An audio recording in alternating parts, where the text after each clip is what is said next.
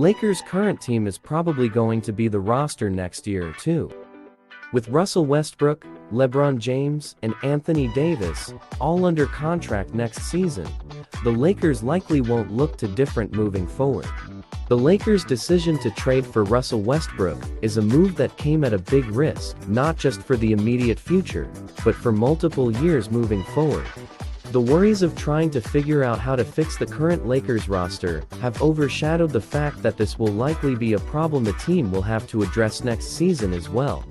While Westbrook will be an expiring contract this upcoming offseason, his deal will still likely be seen as an albatross by many teams, and could be very, very difficult to move. Because of that, there's a very real chance he remains on the Lakers next season. On Tuesday, Ramona Shelburne of ESPN appeared on the Brian Windhorst and the Hoop Collective podcast, and said the message she's heard the phrasing, "This is probably going to the roster next year too." Now, obviously, the minimum contract guys will change, but I think this is what they've got. There's was a couple of weird signals I've seen since that. I don't think LeBron's been in a situation where he just gets told no, flat out, very often. Even Dan Gilbert eventually kind of bent.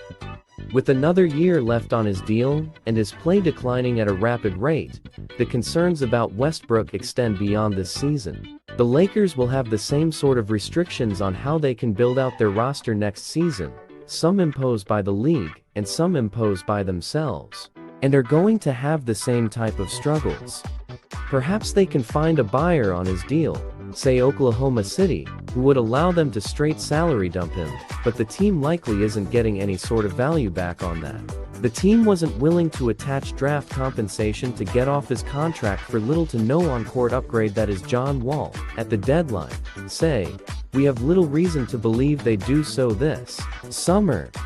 Which means the Lakers likely are going to be facing the predicament of how to incorporate Westbrook alongside LeBron James and Anthony Davis for the foreseeable future. A new coach is possible, but again, barring a drastic change, many of the same problems will exist. The nature of signing players on veterans' minimum contracts is one that the players are often betting on themselves in hopes of an improved deal in the future. That means a player like Malik Monk likely isn't going to be available for the minimum, and the Lakers are going to have gamble more on those deals again. It's not a pretty picture for the Lakers next season, but it's a situation entirely of their own doing. They have no one to blame but themselves. In trading for Westbrook, the Lakers made a multi-year gamble. That it has turned so sour so quickly is the worst-case scenario playing out, and it's going to leave the Lakers in quite the predicament moving into the summer and next season.